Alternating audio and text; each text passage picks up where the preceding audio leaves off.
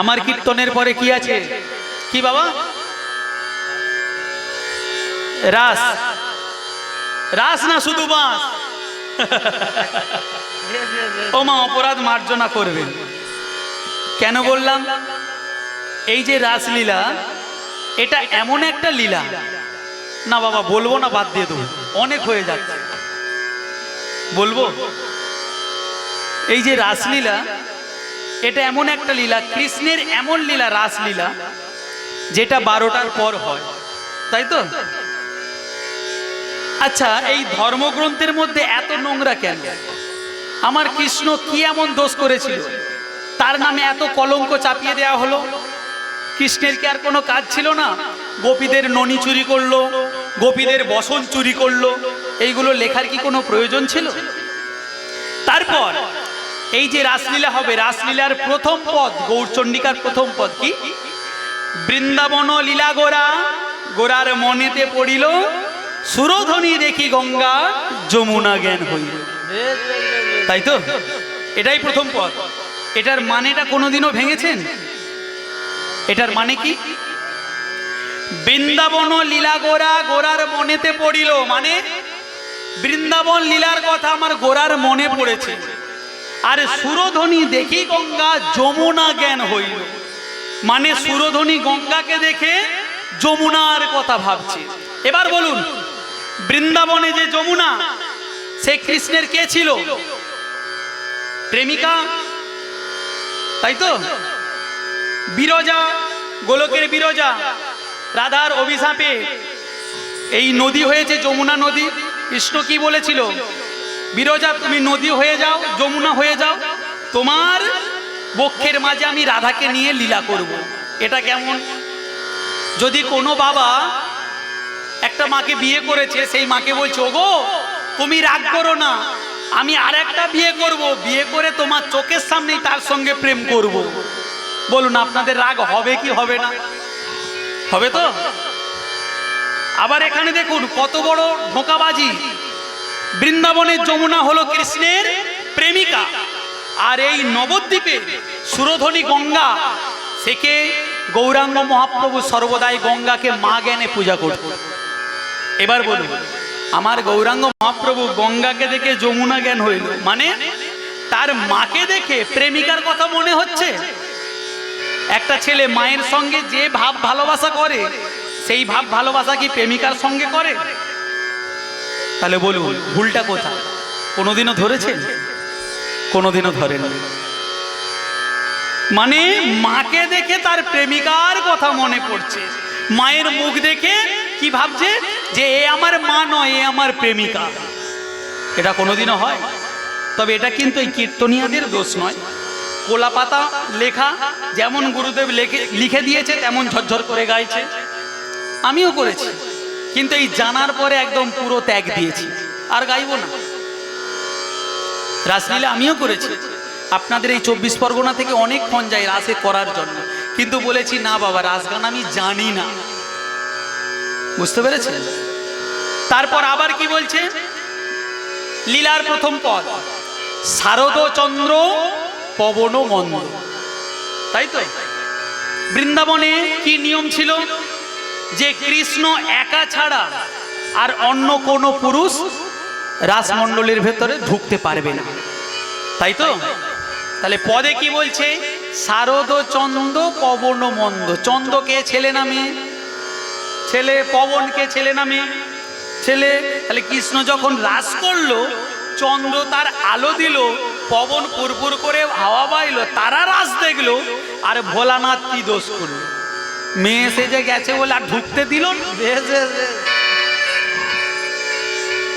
এই রকম লীলা করার বা শোনার কোনো প্রয়োজন আছে কি? বিচার বিশ্লেষণ আপনাদের, ঠিক আছে? আর ওই দিকে যাব না। এই পদ নয়, যত পদ তত ভুল। কীর্তনিয়ারা বলে পদ পদাবলী না হলে কীর্তন হয়। আরে পদ লিখেছে এটা কি?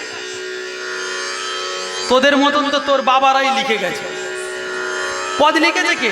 তোর বাবারা লিখেছে, ভগবান লিখেছে। সে তার মতন করে মানে করে ঢুকিয়ে দিয়েছে, তোরা গায় না। বুঝতে পেরেছেন? এই সমাজে এই পদ পদাবলী এই সমস্ত গিয়ে কোনো লাভ নেই।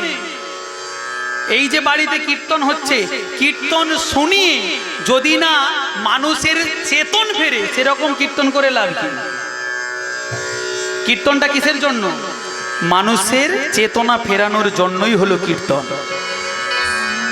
অনেক কীর্তনিয়া বলে এটা যাত্রার স্টেজ নয়, হ্যাঁ ভাষণ দেওয়ার স্টেজ নয় যে এখানে বলবে।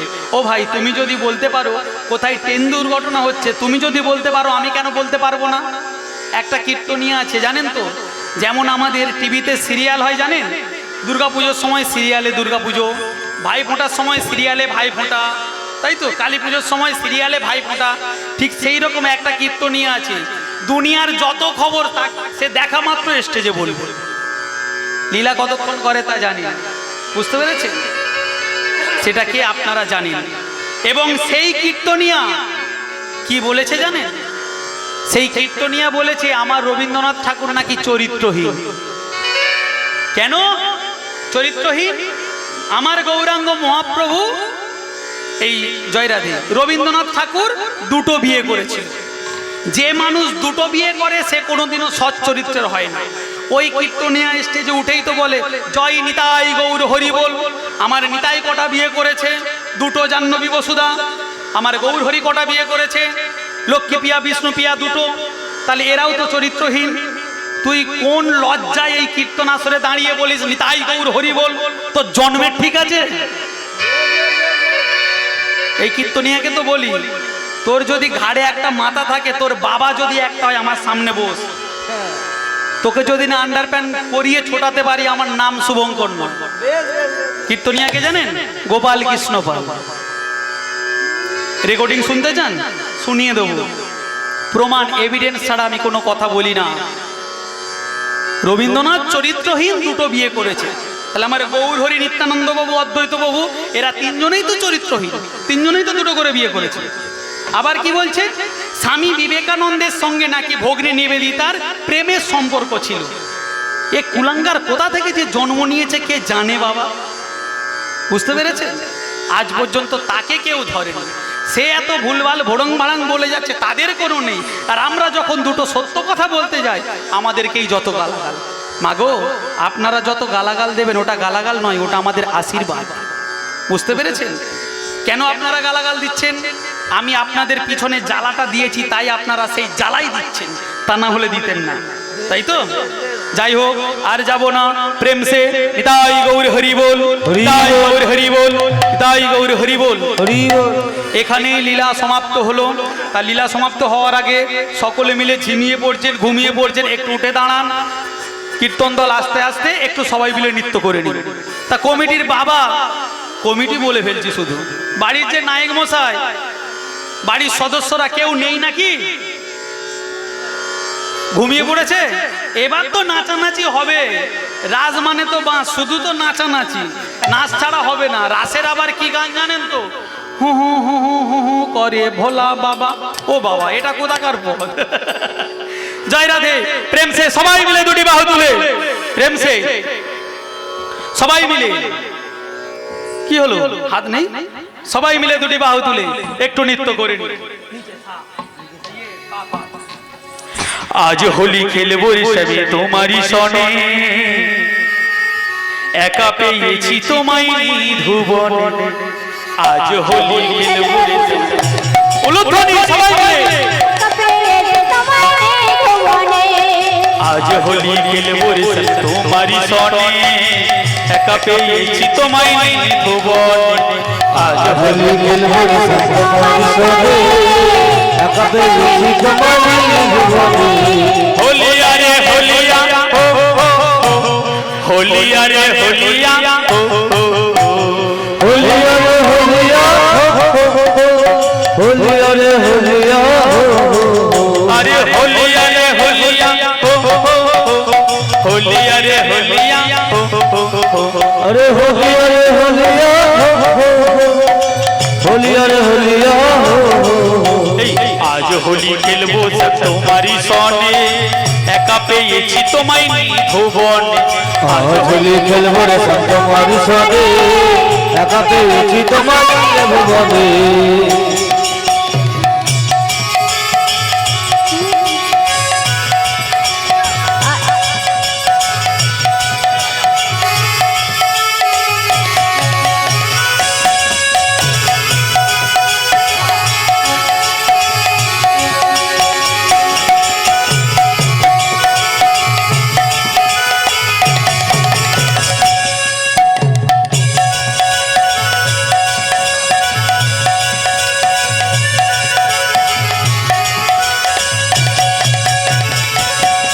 সবাই মিলে বিবাহ বলে শোনো ওহে বর্ণমালী ভাঙ্গ তোমার না গোরালি বর্ণমালী ভাগ্য তোমার শোনো ওহে বর্ণমালী ভাঙ্গ তোমার না গোরালি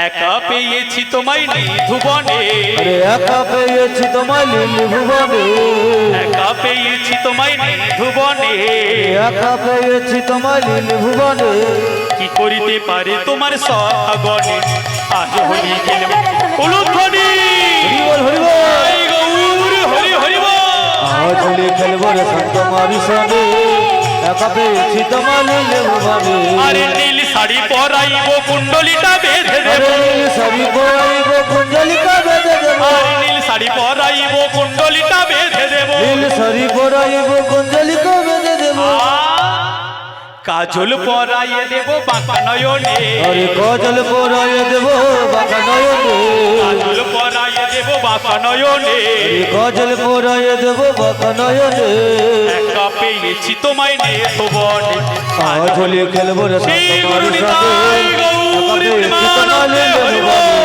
আজ হোলি খেলবো রে সন্ত মারিসনে একা পেয়েছি তোমায় লীলি ভুবনে আজ হোলি খেলবো তোমারি সনে শ্রী গুরু নিতাই গৌর প্রেমানন্দে হরি বল হরি বল হরি বল একা পেয়েছি তোমার লীলি ভুবনে ফুল ফুটেছে লাল গোলাপ আর সাদা কোন ফুলেতে কৃষ্ণ আছে কোন ফুলেতে রাধা বৃন্দাবনে